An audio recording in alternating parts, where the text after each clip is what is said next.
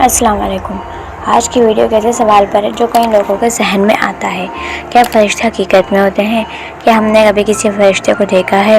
کیا قرآن اور حدیث ان کے وجود کی تصدیق کرتے ہیں؟ آئیے آج ہم فرشتوں کی حقیقت کو قرآن و سنت کی روشنی میں جانتے ہیں۔ فرشتے اللہ تعالیٰ کے حکم سے مختلف کام انجام دیتے ہیں۔ حضرت جبرائیل علیہ السلام وحی لے کر آتے تھے۔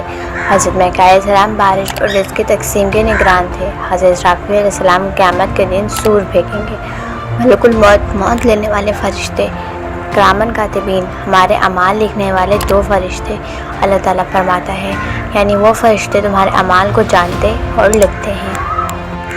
اسلام کے 6 بنیادی عقائد میں سے ایک ہے ایمان با ملائکہ یعنی فرشتوں پر ایمان رکھنا۔ فرشتے اللہ تعالیٰ کی ایک ایسی مخلوق ہے جنہیں نور روشنی سے پیدا کیا گیا۔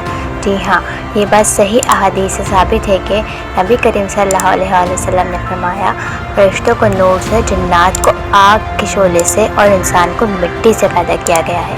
فرشتے کہاں ہوتے ہیں؟ فرشتے ہمیشہ ہمارے ارد گرد موجود ہوتے ہیں۔ جب ہم قرآن کی تلاوت کرتے ہیں، جب ہم اللہ کا ذکر کرتے ہیں، جب ہم سچ بولتے ہیں، نیکی کرتے ہیں، یہاں تک کہ جب کوئی شخص تنہا روتا ہے اور توبہ کرتا ہے، فرشتے اس پر رحم کی دعائیں کرتے ہیں۔ حدیث میں آتا ہے، ایسی مجلس جہاں اللہ کا ذکر ہوتا ہے وہاں فرشتے آتے ہیں اور رحمت سے گھیر لیتے ہیں۔ پر ایمان کیوں ضروری ہے؟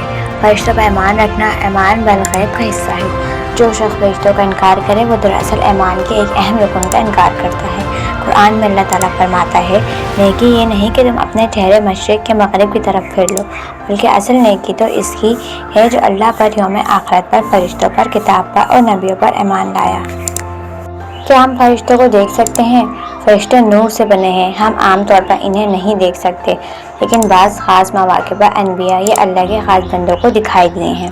جب جبرائیل علیہ السلام کئی بار نبی صلی اللہ علیہ وسلم کے سامنے انسان کی شکل میں آئے، شب معراج پر نبی صلی اللہ علیہ وسلم نے کئی فرشتوں کو دیکھا۔ قیامت کے دن فرشتے سب کے سامنے آئیں گے۔ ہمیں اپنے ہر عمل کا خیال رکھنا چاہیے، کیونکہ ہمارے ساتھ فرشتے ہر وقت موجود ہوتے ہیں۔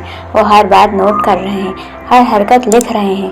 اگر ہم گناہ کریں گے تو وہ بھی لکھا جائے گا، اور اگر ہم توبہ کریں گے تو اللہ معاف کرنے والا ہے۔ اگر آپ چاہتے ہیں کہ اللہ کے نزدیک آپ کا مقام بلند ہو تو نیکی کریں، سچ بولیں، جھوٹ سے بچیں اور فرشتوں پر ایمان رکھتے ہوئے نیکی کو ذخیرہ جمع کریں۔ ویڈیو اچھی لگی ہو تو لائک، شیئر، سبسکرائب ضرور کریں۔